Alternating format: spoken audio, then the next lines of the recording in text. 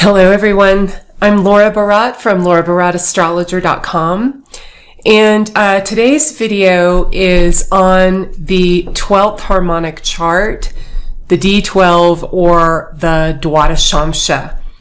And this video will have a lot of information in it because this is a very important varga.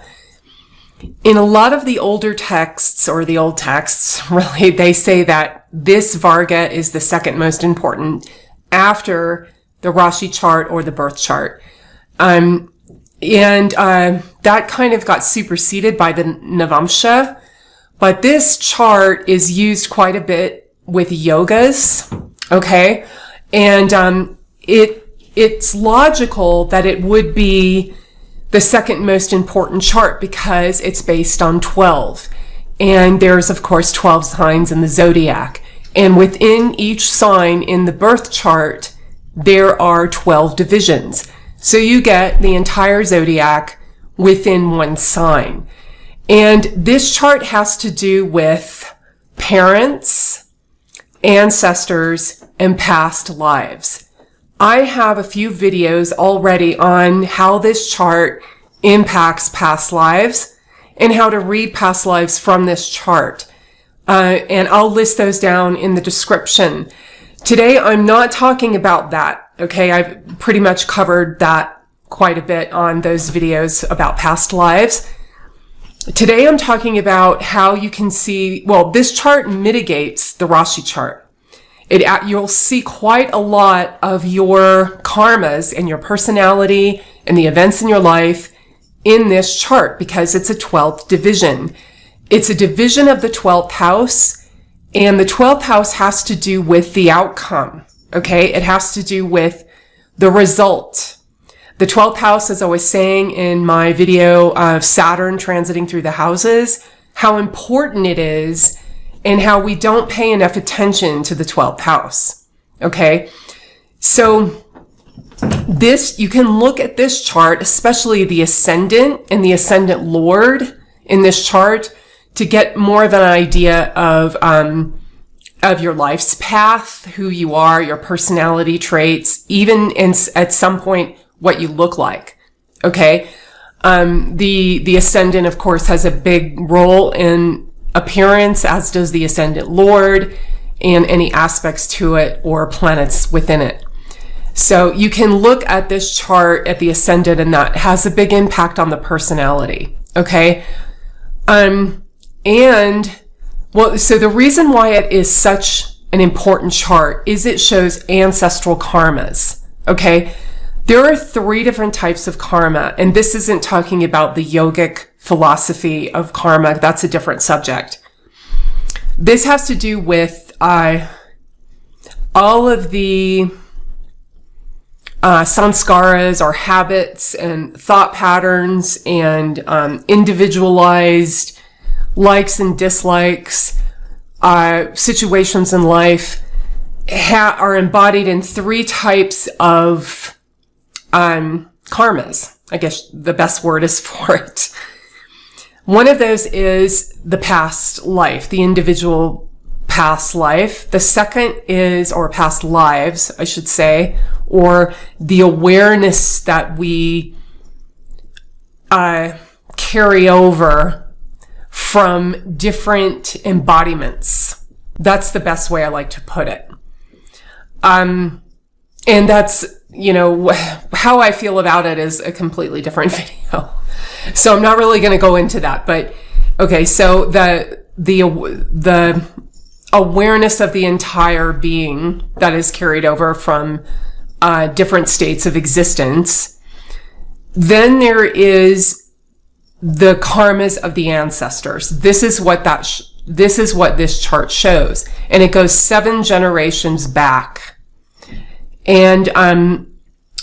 And what this chart is showing is the hopes and dreams of the ancestors expressing themselves through your DNA, through every cell in your body, and through some of your inherited characteristics.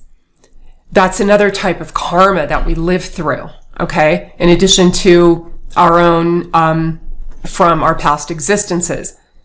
The third type is that which we carry from when we were children and we were completely passive, meaning we were completely dependent on our caregivers, usually our parents, and we were absorbing all of the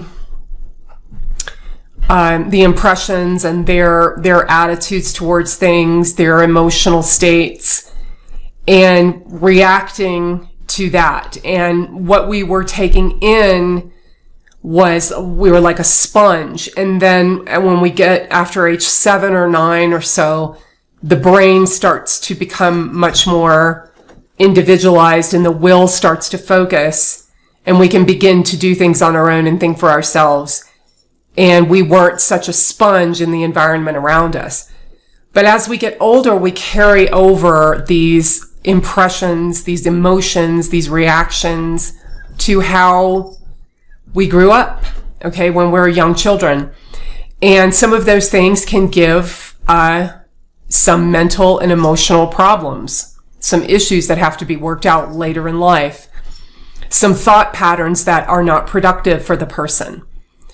And so though that's another type of karma that we live through as we get older. This chart focuses on the ancestral karmas, which is a lot of what we're born with, just like what the past life karma, okay? And this chart shows what happens to us very unexpectedly and undeservedly. All right? If you see somebody who is very successful in life and they have, and they didn't seem to really work for it, and they don't have a lot of yogas pointing towards that success, this is a chart to look at, to examine, okay, it just gives a natural luck with things. If our ancestors really worked hard on a certain planet or a certain aspect of that planet, then we have that in our consciousness. We're carrying over that talent in our consciousness. If they ignored a certain area of life or didn't use that energy well, then it's going to show up in some of our bad luck with that karma or that planet. Okay? So this chart, in addition to the birth chart and the D60 chart, which is another 12th house varga, should all be looked at together. Okay? Any planet in this chart that is very well disposed, like they're exalted or in a mula trikona or its own sign, and is aspected by, Rashi aspected, by manifestors, which is the Lord of the sign, Jupiter or Mercury, or separators, which is Saturn and Rahu. If a planet is very well disposed in a very good dignity and aspected by manifestors, then you can bet that person will have really good luck with that thing. What they do with it, okay, that thing may come easily in their lives, but how they work with it, what they do with it is more seen in the Rashi chart and the planetary states, which is called Lajatati Avastas. All right. But the natural luck, for lack of a better word, it's not really luck, it's just what our ancestors really worked on, and that's coming out through us, through their hopes and wishes, through their regrets, all of those things. And it's vice versa for the planets who are not very well disposed and being aspected by separators. Now, if a planet is aspected by separators, but in a good dignity, that just means that that person can use that planet very well, but it won't come until later in life. Okay, so that's what Saturn and Rahu do. They delay things for people for different reasons. But, I'm not going to get into that technique right now. I just want to explain this chart because it's so important. Okay. So you look for really well-disposed planets, and then you're going to look for the house cusps that are well disposed. The cusps, not the sign from the ascendant in this chart. All right. So you would calculate how the planets fall in this chart And you would also calculate how the house cusps fall in this chart. So to see if a house cusp is good, you see its ruler, how well disposed its ruler is. If it's being aspected, Rashi aspected by manifestors or separators, and if a planet is conjoined in the same sign in a good dignity. Okay? So what you'll notice with those things is usually you will have better luck with those things, and they'll come more easily. Okay? And that just means that your ancestors were really had talent with those things, worked on those things. Okay? So this is what this chart shows, in addition to past lives. It also shows the parents, and the happiness with parents. And that's, the Karakas, or the main planets of this chart, are Rahu and Ketu. So Rahu and Ketu are probably the most important influences in the entire chart. If you just focus on Rahu and Ketu and their lords and everything they're doing, you can give, a pretty long reading to someone, and they'll get so much great information that they won't even need to look at the other planets. But it's but it can tell you how important this chart is, because the Karakas, or the main planets, are the nodes. Ketu represents liberation. It's a natural 12th house planet. The 12th house represents total freedom and liberation, releasing all worldly concerns. Okay? That's what Ketu represents as well. So Ketu obviously corresponds to that. Rahu is a planet. Well, Rahu and Ketu are the same. They were the same being, and they were cut in half by the discus of Vishnu. And that's the Hindu myth. But they're basically the same. All polars are the same. They have the same theme behind them, right? The theme behind the nodes is our evolution. And so Rahu represents the new experiences. Rahu always gives new experiences that we need to work on, so we can immerse ourselves in total freedom at one point. Okay? Or we're working towards that liberation, that freedom from the material plane. Rahu corresponds to the 6th house. When you add up all the numbers in 1 through 12, I'm pretty sure this is the numerology of it. I just want to make sure. Right. If you add up all the numbers in 12, it equals 6. So the numerology corresponds to number 6 in this chart. And of course, the 6th house is the opposite of the 12th house. The 6th house has to do with self-effort, with improvement, with striving and making an effort to solve problems and get through difficulties and work through those things that cause problems. Okay, the 6th house is where our ancestors did not do very much work, and that's where we need to do the work. Wherever Rahu is in this chart, that's going to show you what your ancestors want you to work on. That's kind of a simplistic way of putting it, but it's basically they want you, or through your DNA, through all of their hopes and dreams, they wanted to develop something, and you're kind of carrying the karmic residue of that. Okay? So Ketu, as far as your ancestral line, what Ketu represents is, if you're a woman, it's your mother's mother and your father's father, and that ancestral line. That's what Ketu represents specifically. Rahu represents, so if you're a man, it represents your father's father in that line, or your paternal grandfather in his line. and your mother, your maternal grandmother, and that ancestral line. That's what K2 represents. Okay? Rahu represents, for a woman, your father's mother or your paternal grandmother in that line, and your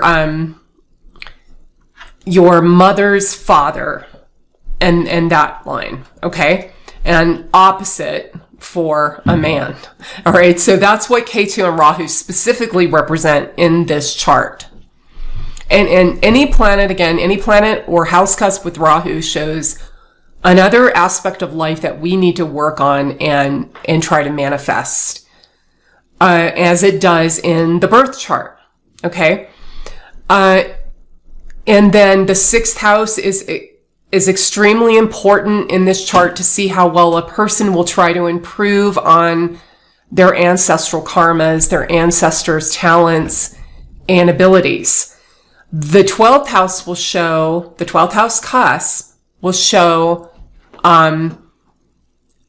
the overall benefits that the ancestors are giving the person.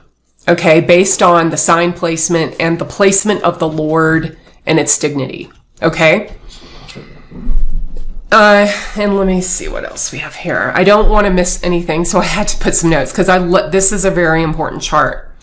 All right, another important house in this chart is the 9th house. So if you square 12, you come within 144. If you add 144, you get 9. And 9 is the house of our parents. In the old text, it says it's the house of our father. They say that because in more traditional cultures, it was the father that socialized the children and brought them up in his, worldview and values. Now, more in the modern world, it's both parents, okay? And the culture, the values they instill in a person. And it also shows the overall general happiness with those things, okay? With their parents as a unit, as a pair. Now, if the 9th house is inflicted in this chart, it can show that you were brought up just by a single mother or a single father. It can show the absence of one parental influence, okay? Or it can show that their dharma, their culture, their value system, religion, whatever, did not support who you were or was abusive to who you were, or there was a clash there, okay? So the 9th house is very important in this chart for the overall dharma that your parents instilled within you, and whether you deviated from it or there was some lack in it based on being raised by a single parent, okay? The other important house is the 3rd house, and because so the 3rd house is numerologically important because you add 1 plus 2, it's 3, right? That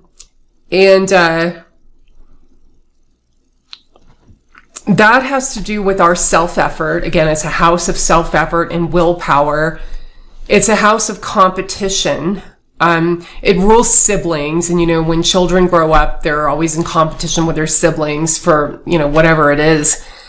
And then also it's neighbors, teammates, co-workers, those types of people, not necessarily your friends, but people in your life that you associate with. How well do you get along with those people? And what is the ancestral karma around that? Do you have good karma with those people just initially, or do you find yourself being attacked by those people for no reason? Okay, that's what this chart will show. Or do people immediately find something about you they don't like that you have to kind of work on to get over, or do they just really welcome you? That is going to be shown in the 3rd house of this chart. So, And it's all about willpower. Do we use that in a harmonious way, or do we use it in a selfish way that only benefits us? Ideally, you want to use it in a way that everybody benefits, right? Including you. So that's a very important house cusp in this chart. All right. And I think I covered all of the house cusps. Oh, and another important planet in this chart, or planets, are the sun and the moon, because that is the traditional father or the traditional mother. And looking at those, analyzing those, their dignity, if they're being aspected by manifestors or separators, will give you an idea of the happiness with each parent, and also the fourth cusp for the mother as an individual, the 10th cusp for the father as an individual. Okay? Then you have, the deities. That's what the next one. This is so exciting. It's so much fun to look at the deities. All right, so there's 4 deities. There's Ganesha, the Ashwins, Yama, and Hayagriva. Okay? And so the Ganesha deity, that's the elephant god, the god of obstacles or overcoming obstacles, right?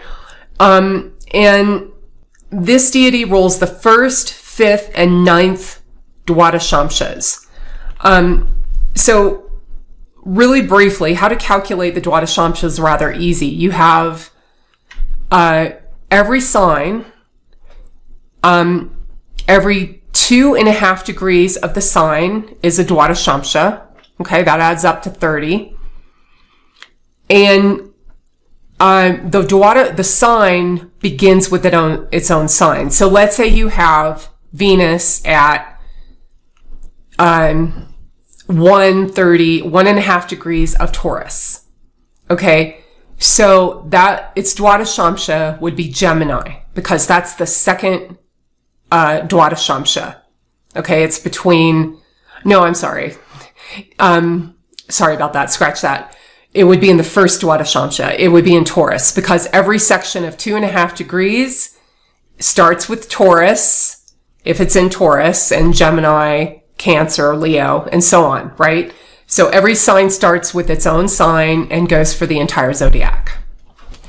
So that's how you calculate it. So for Ganesha, rules the 1st, 5th, and 9th. And so Ganesha is, they say that he's the god of obstacles, right? Overcoming obstacles.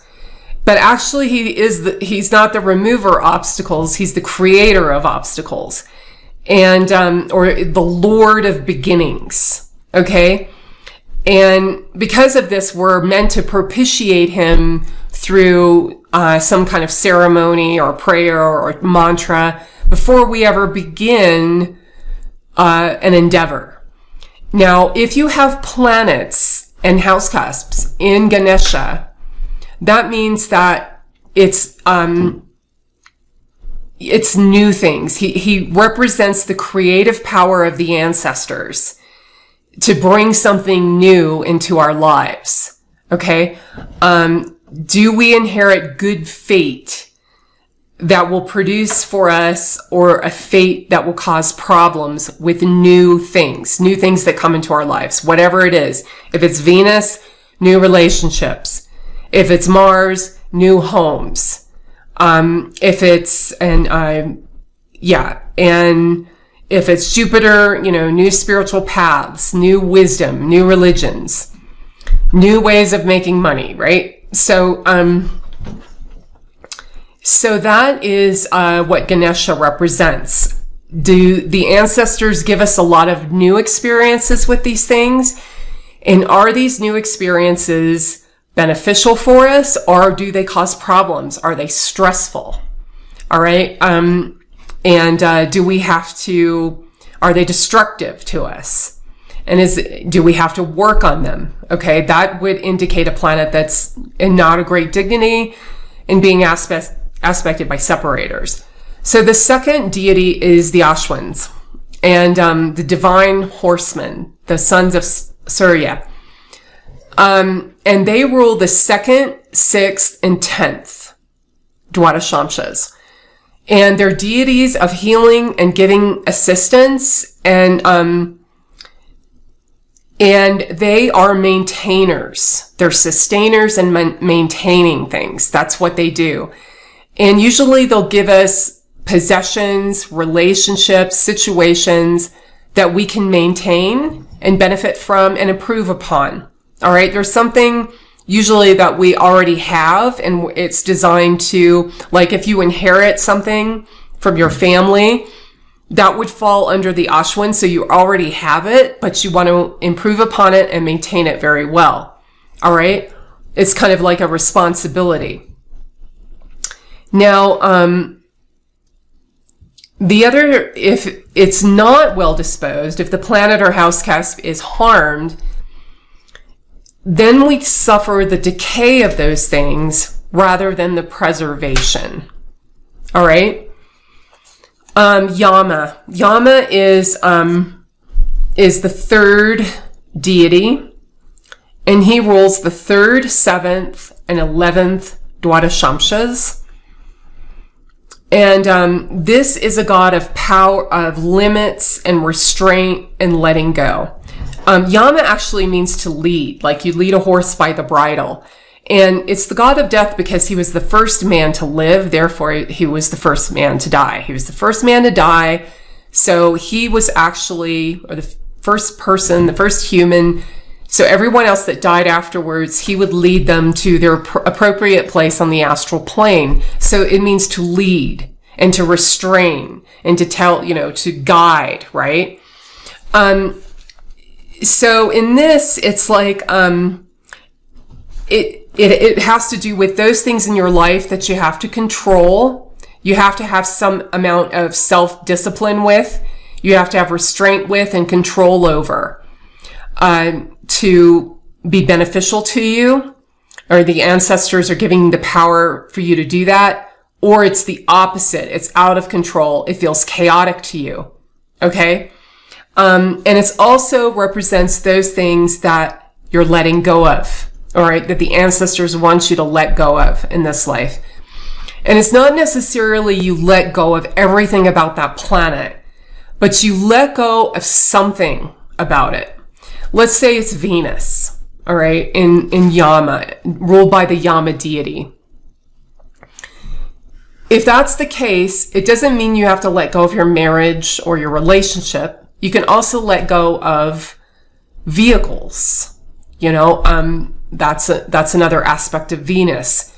Venus, you can just walk everywhere. Or you can let go of luxuries. Venus rules luxuries.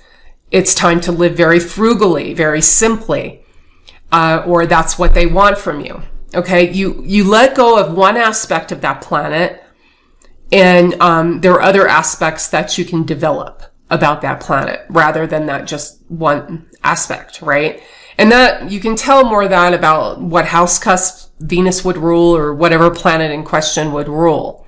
And the same goes for the house cusps too. You let go of an aspect of that house to develop another aspect of it. Okay, but there is a sense of something's ending, something's coming to a completion when Yama is the deity of that planet or house cusp. So the next one is Hayagriva. And this one rules the 4th, 8th, and 12th Dwadasamsas. This is a deity of knowledge and wisdom. It's an incarnation of Vishnu, or a horse-headed incarnation of Vishnu. And this is a good one. It represents what our ancestors understood very well and benefited from. So we are able to have better karma with those indications. The horse head represents power. Okay. So we have a lot of power behind those indications. If it's in Hayagriva, okay, there's a lot of power to work with those things. And we have a lot of intelligence with it. We have a lot of wisdom about it. We understand every aspect of it. Okay.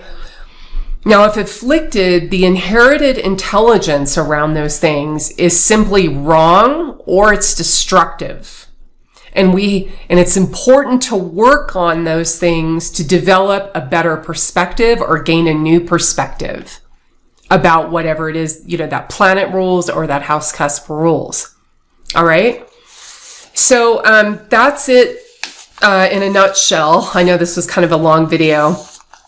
I wrote it's on my website. I go into this in a little more detail. I wrote a blog post, and it's under the category of vargas and harmonics. But if you want to check that out, and if you're more curious, so but that's really important. This is a very important chart. Okay, just you get so much more information from this chart, and especially when things happen very unexpectedly, undeservedly, you get something that you weren't working towards, or you lose something that you had been working on so hard and trying to maintain so hard. That all can be seen from this chart. So, so very important. Okay. Thank you for watching. Bye.